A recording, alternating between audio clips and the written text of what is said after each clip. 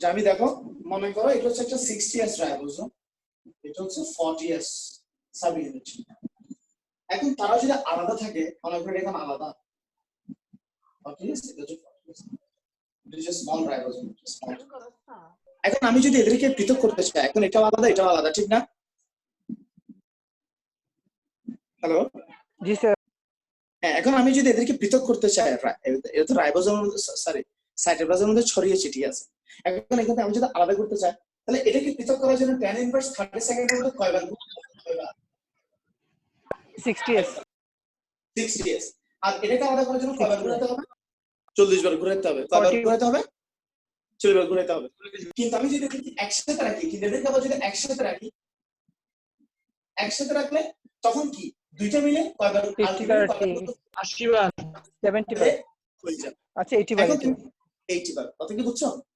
মানে আলাদা আলাদা থাকলে যেখানে আমার 100 বার ঘোরাইতে হইতো, এখন সেখানে 80 বার করলে হয়ে যাচ্ছে, বুঝছো? একদম আরো যদি ইজি করে বলতে চাই এরকমটা কেন হচ্ছে, তাহলে দেখো কেন হচ্ছে। দেখো ওই একটু আগে বলছিলাম, যার ভর বেশি সে আগে পতিত হবে, যার ভর বেশি সে আগে কি হবে? পতিত হবে। তাহলে সিঙ্গেল সিঙ্গেল থাকলে তাদের ভরটা কম কম না, এরও ভর কম এরও ভর কম, ঠিক আছে? হ্যালো হ্যালো স্যার, যার ভর বেশি সে আগে পতিত হবে না? হ্যাঁ, এটা তো আমরা লেকচারের শুরুতে বলে দিছি। বলো স্যার, তাহলে স্যার স্মলটাতে বলো। মানে স্মলটার ভর কম সেজন্য পরে মানে 40 বার করতে হয়েছে নাকি? হ্যাঁ, স্মলটার ভর কম, সেটা তো স্যার আরো বেশি দরকার মনে হয়। তোমরা অল্প অল্পতে, তোমরা একেবারে রাইবোজোম নিয়ে আজকে মানে একেবারে গবেষণা করে এরকম চিন্তা করো না। রিল্যাক্স হও, তোমরা রিল্যাক্স হও, আমিও রিল্যাক্স, এত কথা বলি না। কিন্তু যদি আমি আলাদা আলাদা রাখি, এটাকে 60 বার ঘোরাতে হবে, এটাকে 40 বার ঘোরাতে হবে, কথা কিন্তু একদম সিম্পল। তোমরা অযথা এটা নিয়ে প্যাচ লাগাচ্ছ।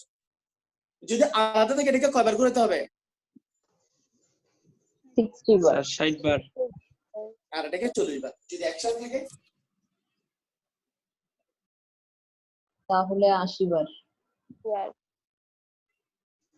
স্যার, যার ভর বেশি তাকে কি স্যার বেশি ঘোরাতে হবে না কম ঘোরাতে হবে? যে 80 বার করে হয়ে যায়, কথা বুঝছো? হ্যাঁ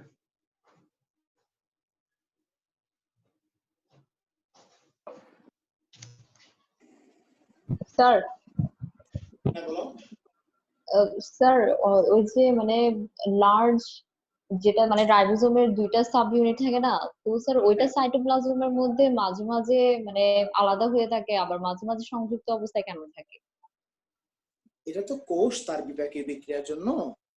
রাইবোজোমের কাজ হচ্ছে প্রোটিন তৈরি করা। রাইবোজোমের কাজ কি? প্রোটিন তৈরি করা। এই প্রোটিন তৈরি করার সময় সে কি হয়, তারা আলাদা আলাদা কাজ করে। স্মল রাইবোজোমাল সাবইউনিট একটা কাজ করবে, লার্জ রাইবোজোমাল সাবইউনিট একটা কি করবে, কাজ করবে। আমার কথা কি বোঝাচ্ছে? জি স্যার। আমরা যখন ট্রান্সক্রিপশন পড়াবো, ট্রান্সলেশন পড়াবো, তখন দেখবে স্মল রাইবোজোমাল সাবইউনিট এক ধরনের কাজ করে, লার্জ রাইবোজোমাল, এদের মধ্যে স্ট্রাকচারাল পার্থক্য আছে। স্মল এবং লার্জের গঠন একরকম না, এটা আমরা ট্রান্সক্রিপশন ট্রান্সলেশন বিস্তারিত পড়াবো। এখন তোমাদেরকে আমার কোর্স সময়টা দিতে হবে, ঠিক আছে? আচ্ছা স্যার, বুঝছি। এটা একটা ইম্পর্টেন্ট কথা বলি, রাইবোজোমের মধ্যে যে রাসায়নিক উপাদান 70s রাইবোজোমের মধ্যে তিন ধরনের আরএনএ থাকে, তিনটি আরএনএ, তিনটি আরএনএ এবং 52 রকমের প্রোটিন। 52 রকম কি থাকে? প্রোটিন থাকে, 52 রকম প্রোটিন। আবার 80s রাইবোজোমের মধ্যে চারটি আরএনএ থাকে। চারটি কি থাকে? আরএনএ। চারটি কি থাকে রে? আরএনএ। আর এখানে প্রায় 80 রকম কি থাকে? প্রোটিন থাকে। 80 রকম প্রোটিন থাকে। এটা এমসিকিউ এর জন্য খুবই গুরুত্বপূর্ণ একটা লাইন। 70s রাইবোজোমের মধ্যে আরএনএ কয়টি? আরএনএ কয়টি? 70s রাইবোজোমের মধ্যে আরএনএ কয়টি? তিনটি। 80s এর মধ্যে কয়টি? চারটি। তাহলে 70s এর তিনটি আরএনএ, এটা হচ্ছে আরএনএ। আরএনএ টোটাল 5 প্রকার, আমরা এগুলো পড়াবো। আরএনএ টোটাল 5 প্রকার: mRNA, tRNA, rRNA, gRNA, M minor RNA, এগুলো পড়াবো। তিনটি আরএনএ আর 80s এর মধ্যে চারটি আরএনএ। প্রোটিন 70s এর মধ্যে 52 রকমের প্রোটিন আর 80s এর মধ্যে 80 রকমের প্রোটিন। এখান থেকে একটা এমসিকিউ তুমি অবশ্যই কোনো না কোনো জায়গায় পাবে। আজকের মধ্যে এগুলো মাথায় সেট করবে, মনে থাকবে সবার? Yes, sir. আচ্ছা এবার আসো, এখানে একটা জিনিস পাচ্ছ তুমি, রাইবোজোমের মধ্যে আলটিমেট কেমিক্যালি কি পাচ্ছ? আরআরএনএ এবং প্রোটিন, আরআরএনএ এবং কি রে? প্রোটিন। আরআরএনএ এবং প্রোটিন। তাহলে আলটিমেট তুমি তো পাচ্ছ যে 70s এর মধ্যে 3টি আরআরএনএ এবং বাইন্ডিং প্রোটিন, আর 80s এর মধ্যে 4টি আরআরএনএ এবং কি রে? প্রোটিন। এদের অনুপাত যদি সব করতে চায়, হ্যালো, এখানে আরআরএনএ এবং প্রোটিনের অনুপাত, আরএনএ এবং প্রোটিনের অনুপাত হচ্ছে, এটা এমসিকিউর জন্য গুরুত্বপূর্ণ লাগে, 1:1। প্রোটিন অনুপাত হচ্ছে 1:1, আরএনএ এবং প্রোটিন অনুপাত কত রে? 1:1, ঠিক আছে? ভরের অনুপাত, এগুলো হচ্ছে ভরের অনুপাত করা হয় ভরে, ঠিক আছে? তাহলে এই কথাগুলো মনে রাখবা। তাহলে বলো রাইবোজোমের, বলো তোমরা বলো রাইবোজোমের আবিষ্কারক কে? তাড়াতাড়ি বলো রাইবোজোমের আবিষ্কারক কে? Albert Albert clod. ভারী পদার্থের উপর রাইবোজোমকে আবিষ্কার করেন কে? জর্জ বেলেট। George Bennett. রাইবোজোমের মাইক্রোসোম নামে অভিহিতকরণ কে? রাইবোজোমকে মাইক্রোসোম, নো, মাইক্রোসোম নামে অভিহিত করেন অ্যালবার্ট ক্লড, আর রাইবোজোম নামে অভিহিত করেন রিচার্ড রবার্টস, ঠিক আছে? স্যার আরেকবার কি বলছেন স্যার? রাইবোজোমের কে মাইক্রোসোম নাম দেন কে? Albert clod. আর এটাকে রাইবোজোম নামে অভিহিত করেন কে? Richard Roberts. রাইবোজোমের মধ্যে কয় ধরনের? 70s আর থেকে 80s। 70s এর মধ্যে আরএনএ কয়টা? তাড়াতাড়ি বলো 70s আরএনএ কয়টা? তিনটা 80s এর কয়টা? চারটি। চারটা। আর প্রোটিন হচ্ছে 52 আর কত? 80। 82 একটা লাইন মুখ্য বলে দিচ্ছি, ইকোলাই ইশরেকিয়া কোলাই এর শুষ্ক ওজনের, ইকোলাই এর শুষ্ক ওজনে 22 ভাগ হচ্ছে রাইবোজোম, ইকোলাই এর শুষ্ক ওজনে 22 ভাগ রাইবোজোম, ইকোলাই এর শুষ্ক ওজনের 22 ভাগ রাইবোজোম। এই কথাগুলো আজকে জিকির করবা। এই যে একটা লাইন বললাম, ইকোলাই এর শুষ্ক ওজনে 22 ভাগ রাইবোজোম, এমসিকিউ বই যখন খুলবা, বইয়ের প্রতিটা লাইনে লাইনে, বইয়ের প্রতিটা পড়াতে পড়াতে এই লাইনটা দেখতে পাবে, ইকোলাই এর শুষ্ক ওজনের 22 ভাগই রাইবোজোম। মনে থাকবে? Yes, sir. জি স্যার। স্যার 70 কত? হ্যাঁ স্যার কত পার্সেন্ট বলছেন যে? এই বেটা, ইকোলাই এর শুষ্ক ওজনের 22 ভাগ বলছে, 22 ভাগ। আচ্ছা 22 ভাগ। হ্যাঁ, রাইবোজোমের দৈর্ঘ্য প্রস্থ, রাইবোজোম রিলেটেড সবকিছু ইম্পর্টেন্ট, রাইবোজোম রিলেটেড সবকিছু ইম্পর্টেন্ট। এবার আসো গোলজি বস্তুতে চলে আসো, গোলজি বস্তু। তোমাদের এই রাইবোজোম পড়ালে আমার দাম ফিরে গেছে। গোলজি বস্তু,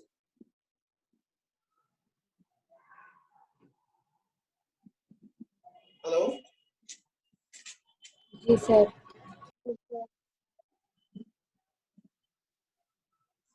আচ্ছা এবার দেখো গোলজি বস্তু, দেখো গোলজি বস্তু নিয়ে আমরা অনেক কথা বলবো, ইম্পর্টেন্ট কথাগুলো এখানে সবগুলো, এখানে অনেক বেশি ইনফরমেশন, এই অধ্যায়ের মধ্যে ইনফরমেশন করা।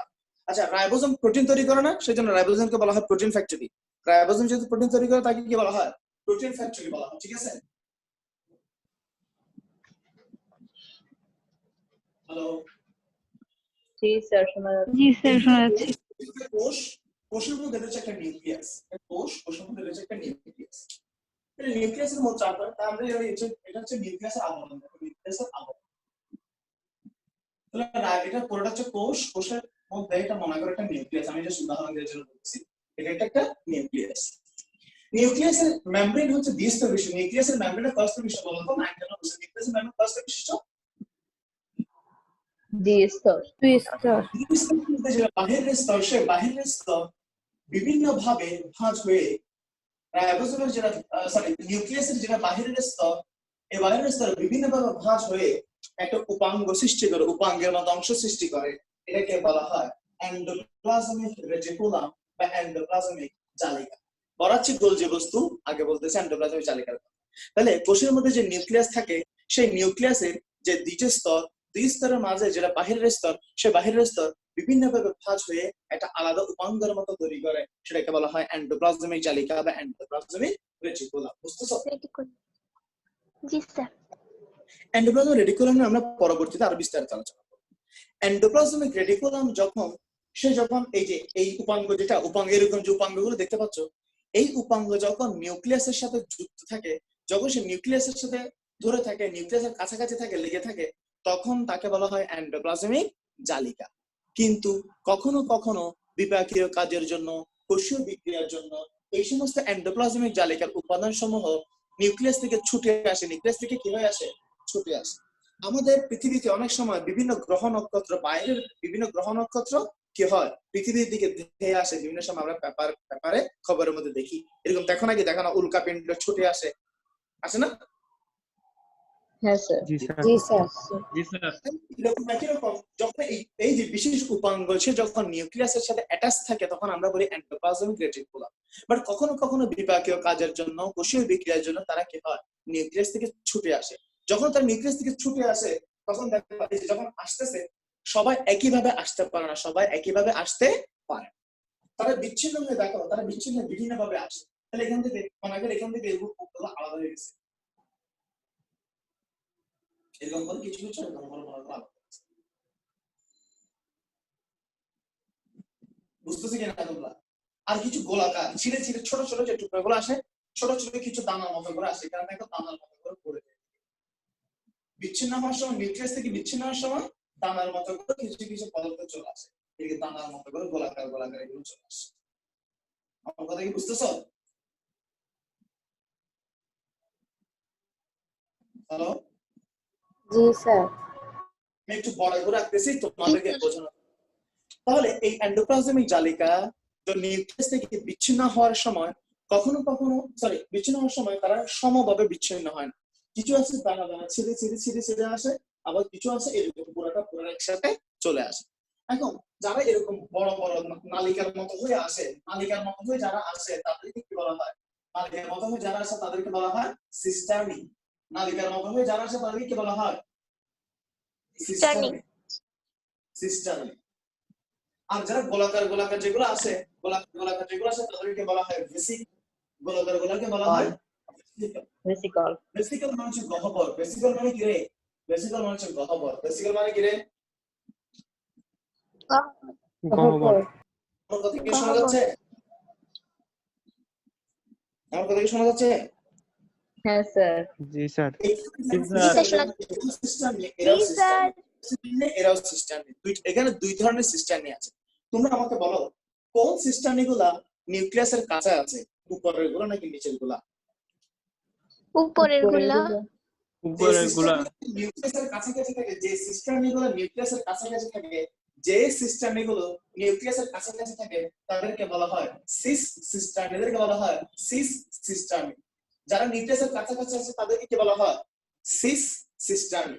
আর যারা নিউক্লিয়াস থেকে দূরে আছে তাদেরকে বলা হয় ট্রান্স সিস্টার্নি। তাদেরকে বলা হয় ট্রান্স সিস্টার্নি। তাহলে সিস্টার্নি হচ্ছে যারা লম্বা তাদেরকে বলা হয় সিস্টার্নি। যে সিস্টার্নি গুলা সেন্টারের দিকে থাকবে, সেন্টার, কোষের সেন্টার কে? সেন্টার বলতে এখানে মেইন অংশ কোনটা? নিউক্লিয়াস, ঠিক আছে?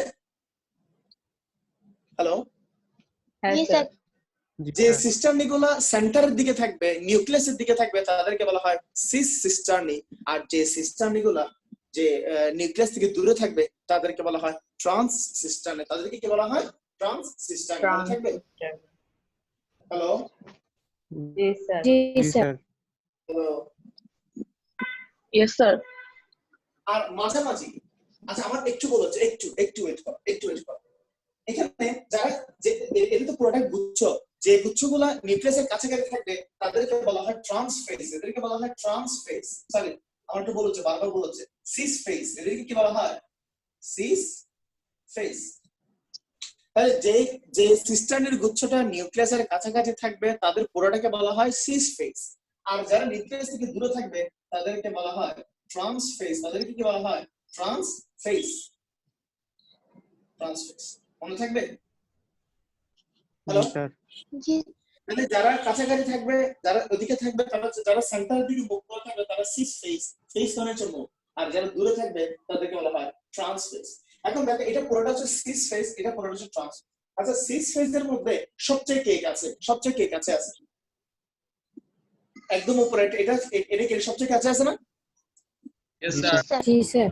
যেটা সবচেয়ে কাছে থাকবে তাদের এটাকে বলা হবে সিস সিস্টার। এটাকে কি বলা হবে? Cis sister. আর যেটা সবচেয়ে দূরে আছে, এটাকে বলা হয় ট্রান্স সিস্টার। এটাকে কি বলা হয়? Trans sister. আমি একটু গুলাই ফেলছিলাম লেকচারের সময়, আমি একটু ভুল করছি একটু, সেটা আমি বলে দিই। তাহলে যে সিস্টার্নিগুলা নিউক্লিয়াসের দিকে থাকবে তারা হচ্ছে সিস ফেজ, যারা নিউক্লিয়াস থেকে দূরে থাকবে তারা হচ্ছে ট্রান্স ফেজ। সিস ফেজের মধ্যে যেটা সবচেয়ে কাছে থাকবে সেটাকে বলা হয় সিস সিস্টার্নি, ট্রান্স ফেজের মধ্যে যেটা সবচেয়ে দূরে থাকবে তাদেরকে বলা হয় ট্রান্স সিস্টার্নি। বুঝতেছি কিনা? জি স্যার। Yes sir. আর মাঝামাঝি যারা আছে, মাঝামাঝি যারা আছে তাদেরকে বলা হয় Medial মিডিয়াল system। সিস্টেম, এদেরকে বলা হয় মিডিয়াল সিস্টেম, মিডিয়াল সিস্টেম। এখন কি বুঝতেছো তোমরা? হ্যালো, হ্যাঁ স্যার। এখন কারো কোনো কনফিউশন থাকলে একটু বলো তো, কারো কোনো প্রশ্ন থাকলে বলো তো। তারা আসলে গোলজি বস্তু কোত্থেকে সৃষ্টি হয় বলতো? গোলজি বস্তু কোত্থেকে সৃষ্টি হয়?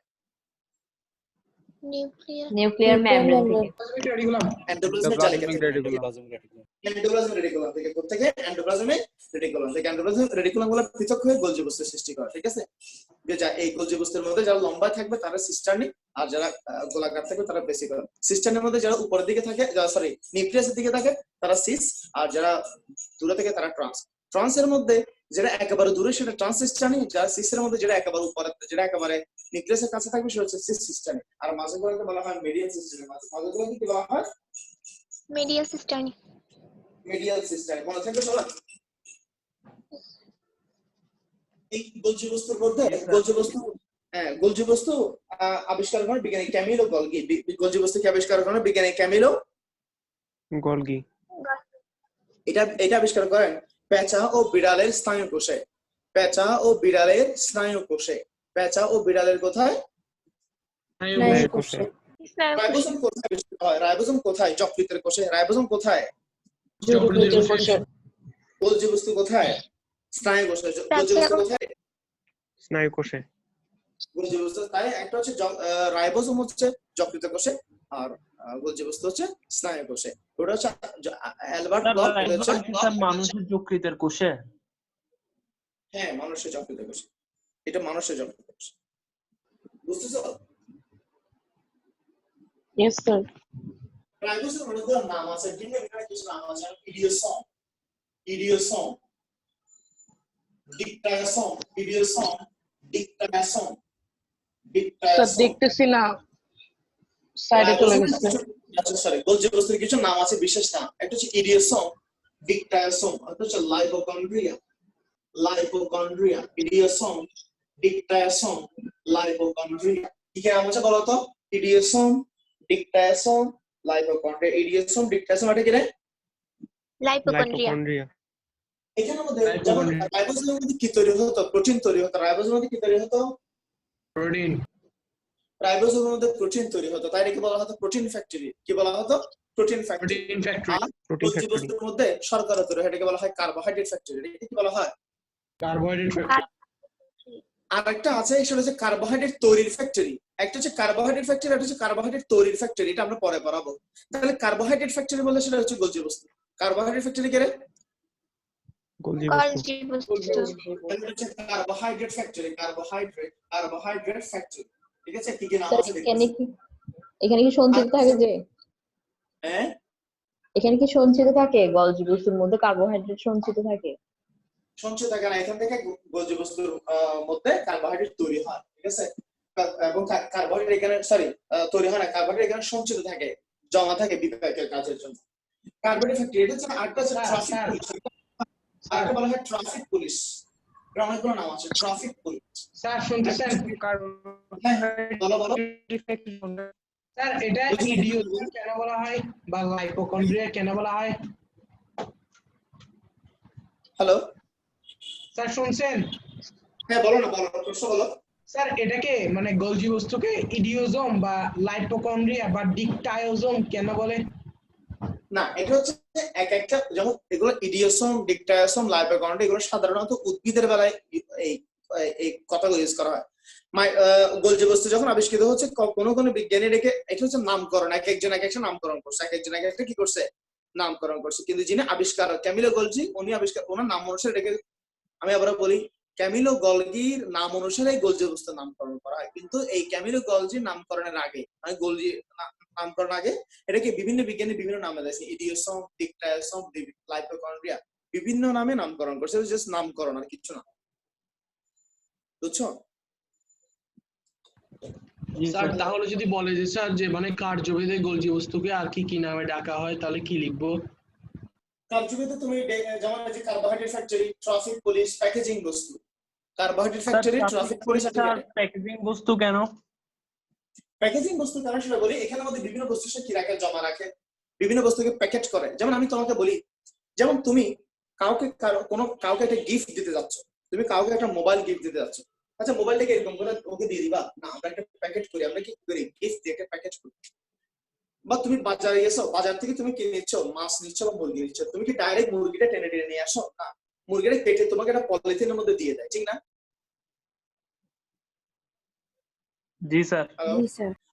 প্রেজেন্ট করা, যা একজনের কাছে আরেকটা জিনিস প্রেজেন্ট করা, বিভিন্ন বিক্রিয়ার জন্য বিভিন্ন এনজাইম, বিভিন্ন হরমোন, এটিপি, এগুলো যখন আরেকজনকে দিতে যাবে, আরেকজনকে যখন দিতে যাবে, সে একটা বিশেষ আকার একটা কি করে দেয়, একটা বিশেষভাবে সাজায় দেয়, এটাকে বলা হয় প্যাকেজিং করা।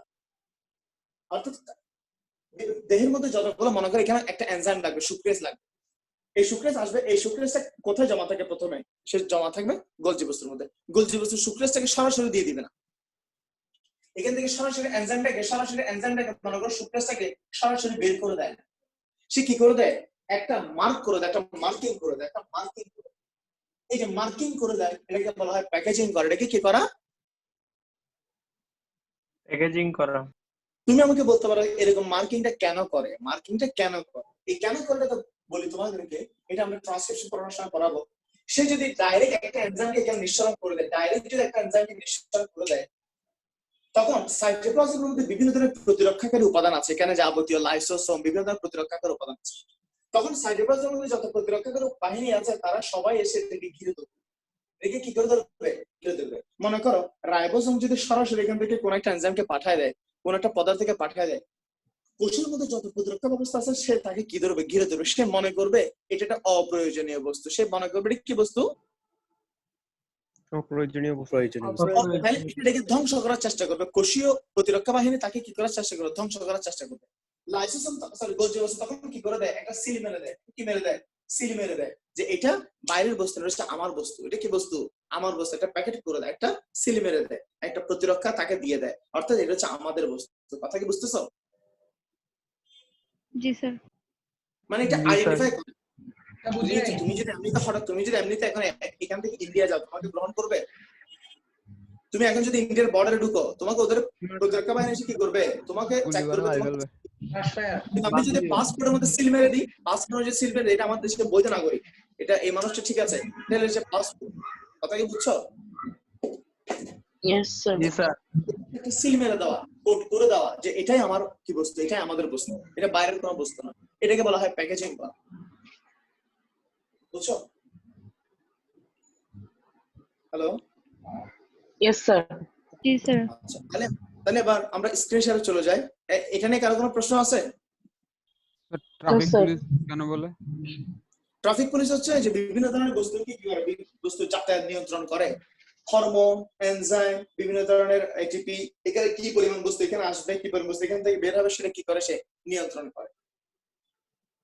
স্যার কোন জীবাণু যদি প্রবেশ করে, স্যার কোন জীবাণু যদি প্রবেশ করে, তাহলে কি গোলজি বস্তু কি ওইটার উপর কি সিল মেরে দিবে? না, জীবাণুর উপর এটা তুমি কেমনে কথা বললা আমাকে বলো তো? জীবাণুর উপর কেন সে সিল মেরে দিবে? সে সিল মারবে কাকে? যেটা আমার বৈধ বস্তু, সেটাকে, যেটা কোষের নিজস্ব বস্তু। বাইরের বস্তুকে কেন সিল মারবে? তাহলে স্যার বাইরের বস্তুকে সিল মারবে না, শুধুমাত্র কোষের ভিতর যেগুলোই মানে নিজস্ব। ডেফিনেটলি। এটা যেটা আমার নিজের বস্তু, যেটা আমার নিজের, এটাকে আমি সিল মারবো। আমি আরেকজনকে কেন সিল মারতে যাবো? যে একটা সন্ত্রাসী, এটাকে কেন আমি সিল মারবো? লাইসোজোমকে দেখাই দিবে যারো। আচ্ছা, এখন আমরা স্ক্রিন শেয়ারে যাই।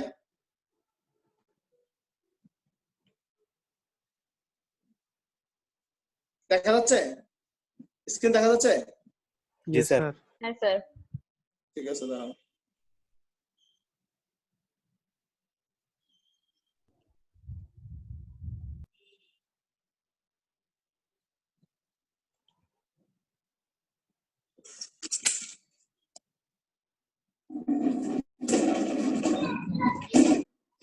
এখানে দেখো এই যে সাইটোপ্লাজম নিয়ে বলি আমরা, সাইটোপ্লাজম নিয়ে এখানে বলা আছে এই যে প্যালেট এই যে সরি রাইবোজোম। রাইবোজোম তো আমরা পড়ে ফেলছি, রাইবোজোম আর লাগতেছে না, ঠিক আছে? রাইবোজোম কি আর লাগবে? রাইবোজোম রিলেটেড সমস্ত কথা এখানে দেওয়া আছে, ঠিক আছে? আমি আর দিয়েছি। গোলজি বস্তুতে যাও। এবার হচ্ছে গোলজি বস্তুর অন্য নাম দেখতেছো? হ্যালো, হ্যাঁ স্যার দেখা যাচ্ছে। অন্য নাম কি আছে? ডিকটায়োসোম, ইডিওসোম, লাইপোকন্ড্রিয়া, হ্যাঁ lipochondria, Golgi complex, Golgi apparatus, carbohydrate factory, হ্যাঁ উদ্ভিদ কোষে লেখা আছে, প্যাকেজিং হাউস, ট্রাফিক পুলিশ, ঠিক আছে? আবিষ্কারক কে লিখছে? আবিষ্কারক কে লিখছে? Camilo Golgi.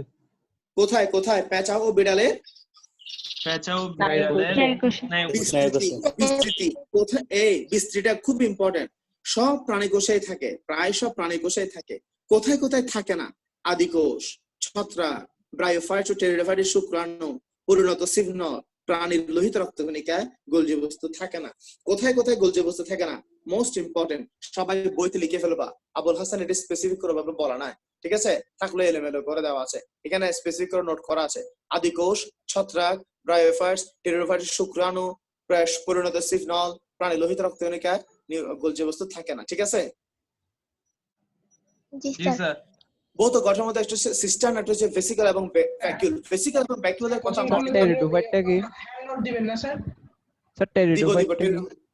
এই বেটা, টেরিডোফাইট হচ্ছে উদ্ভিদের একটা পর্ব, প্রাণীর পর্ব আছে না? পরিফেরা, নিডারিয়া, প্লাটিহেলমিনথেস, নেমাটোহেলমিনথেস আছে না? জি স্যার। তো আমাকে বলতে দাও, আমাকে বলতে দাও। স্যার বলেন। প্রাণীতে এরকম পর্ব আছে না? Porifera, Cnidaria, Platyhelminthes, Arthropoda, Chordata আছে না? জি স্যার। উদ্ভিদের বেলায় হচ্ছে Charophyta, Charophyta, Thallophyta, Bryophyta, Pteridophyta, gymnosperm, angiosperm, এগুলো হচ্ছে উদ্ভিদের পর্ব। স্যার উদ্ভিদে শুক্রাণু থাকে? তো উদ্ভিদ প্রজনন কেমনে করে? উদ্ভিদের প্রজনন তো মাটির নিচে হয়, মানে মাটির নিচেও তার শুক্রাণু তো লাগে না। মাটির ওই গ্যামেট ম্যাট কি গুলো আছে না ওই ফুলের থেকে, ফুলে থাকে পরাগরেণু। এই যেগুলো। গ্যামেটের বাংলা কি রে? আশ্চর্য বিষয়, এটা কি বললো এটা? স্যার পরাগরেণু, গ্যামেটের ওটাই তো গ্যামেট বলে না? পুং। এই গাদাইয়া, শুক্রাণু একটা গ্যামেট না? জি স্যার। তুমি এটা কি বললা? শুক্রাণু একটা গ্যামেট না? ডিম্বাণু একটা গ্যামেট, শুক্রাণু একটা গ্যামেট, মেল গ্যামেট আর ফিমেল গ্যামেট। আচ্ছা এবার আসো গোলজি বস্তু, এই ভ্যাকুইল এবং প্রিন্ট কপি দিবেন না? দিব print দিব copy। মেইল কপি দিব প্রিন্ট কপি দিব। স্যার কখন দিবেন স্যার? স্যার খুলবে কখন কখন দিবেন? স্যার আমাদের? তোমাদের ইন্টার পরীক্ষা পরে দিবে, তোমাদের ইন্টার পরীক্ষা। আচ্ছা আল্লাহ। এবার আসো গঠনে যাও। গঠনে সিস্টার্ন আর ভেসিকল, ভ্যাকুইল। ভেসিকল এবং ভ্যাকুইল নিয়ে আমরা আগেও বলছি, ব্যাকটেরিয়াতে বলছি। যখন অপরিণত থাকে, ছোট থাকে, তখন বলা হয় ভেসিকল, যখন বড় থাকে তখন বলা হয় ভ্যাকুইল। জিনিস একই, নামটা ডিফারেন্ট, ঠিক আছে? হ্যালো, জি স্যার। রাসায়নিক গঠনের মধ্যে শুধু প্রথম রাসায়নিক গঠনে 60% প্রোটিন, 40% লিপিড। 60% প্রোটিন, 40% কি রে? 40% লিপিড। দ্বিতীয় লাইন, প্রধান হচ্ছে লেসিথিন এবং সেফালিন। লেসিথিন এবং কি রে? স্যাফালিন।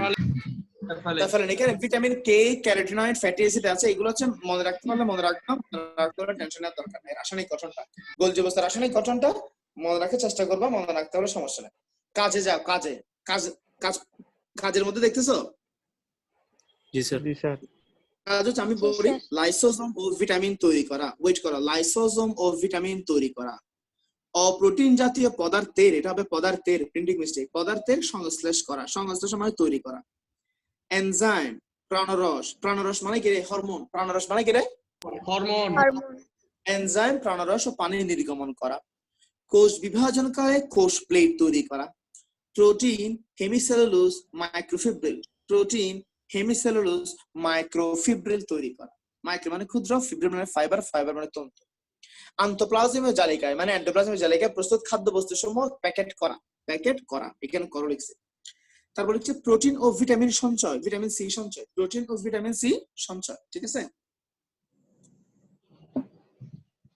হ্যালো, জি স্যার। তাহলে একটা জিনিস খেয়াল করো, এখানে দুইবার ভিটামিনের কথা আছে। একটা হচ্ছে ভিটামিন কে, একটা হচ্ছে ভিটামিন সি। ভিটামিন সি সঞ্চিত থাকে, আর ভিটামিন কে গোলজি বস্তু রাসায়নিক উপাদান রূপে কাজ করে। খেয়াল করিও, ভিটামিন কে রাসায়নিক উপাদান রূপে কাজ করে, আর ভিটামিন সি সে কি করে? সঞ্চয় করে। খেয়াল করি, স্যার কথা বুঝতেছো? বলো। স্যার ওই উপরে স্যার লেখা আছে স্যার যে কোষ ঝিল্লি লিভার প্রোটিন নির্মিত, স্যার এটার সাথে গোলগি ওদের কি সম্পর্ক? স্যার এই যে উপরে লেখা আছে কোর্জিয়ালি লিভার প্রোটিন নির্মিত এটা হচ্ছে প্রিন্টিং মিস্টেক, এটা প্রিন্টিং মিস্টেক। আমি এখন দেখতেছি, এতক্ষণ দেখি নাই, এটা হচ্ছে চলে আসছে আর কি। আচ্ছা, এখন দেখো মাইটোকন্ড্রিয়া এটিপি সৃষ্টির জন্য প্রয়োজনীয় পদার্থ ক্ষরণ করা, কোষ প্রাচীর গঠনের প্রয়োজনীয় পদার্থ ক্ষরণ, শুক্রাণু অ্যাক্রোজোম তৈরিতে সাহায্য করা। অ্যাক্রোজোম কি সেটা পরে পড়াবো, 9 10 যারা পড়ছে তাদেরকে পড়াইছিলাম। শুক্রাণুর মাথার উপর একটা টুপির মতো আছে, এটাকে বলা হয় অ্যাক্রোসোম। অ্যাক্রো মানে উপরে, অ্যাপেক্সের দিকে, আর সোম মানে ক্ষুদ্র বস্তু, ঠিক আছে। আর এটা হচ্ছে পলিস্যাকারাইড সংশ্লেষণ পরিবহন, পলিস্যাকারাইড সংশ্লেষণ ও পরিবহন, দেখতেছো? Yes sir. জি Yes, sir. sir.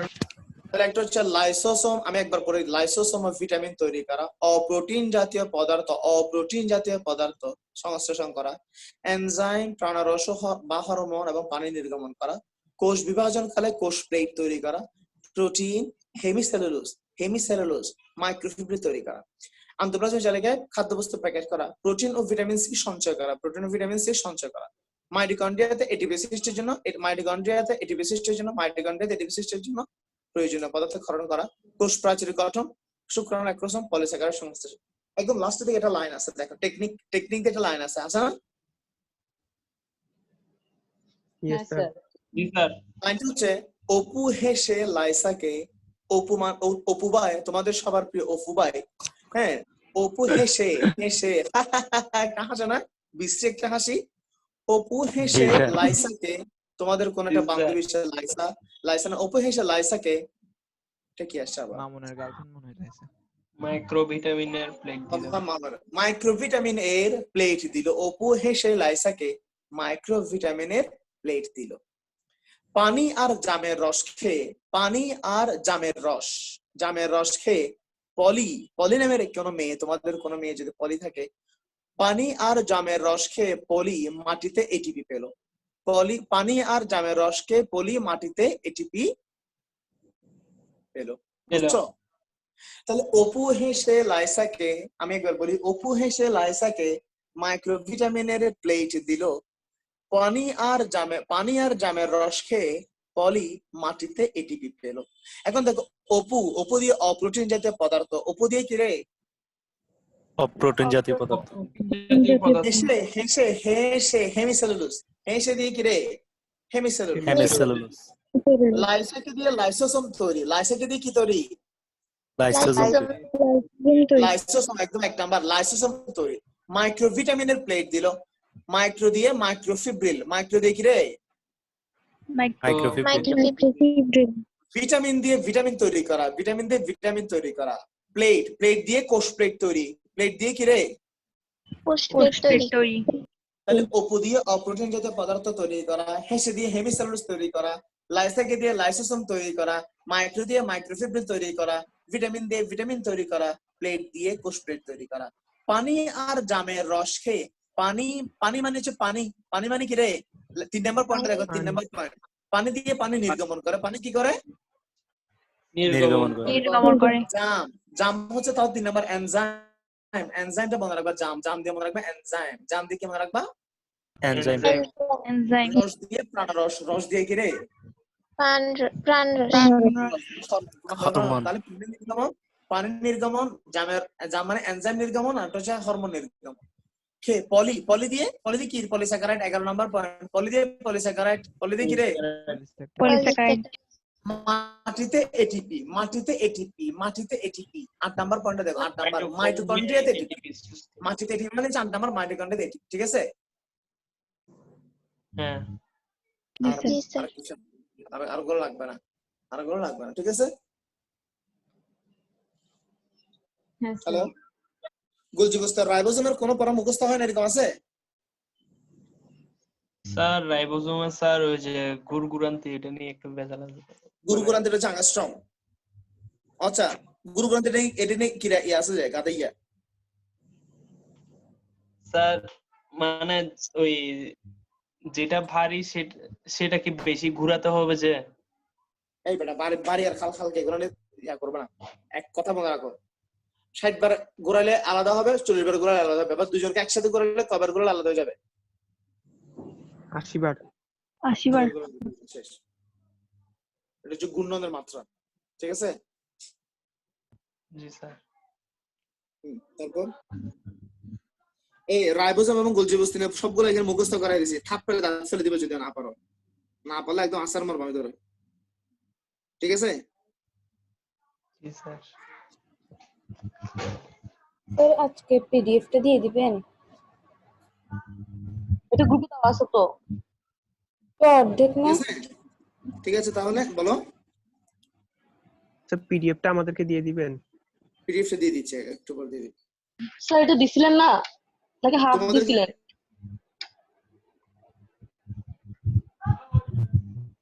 Sir half দিছিলেন। দিচ্ছি ওই ব্যাচে, ওদেরকে দিই নাই, এখন তো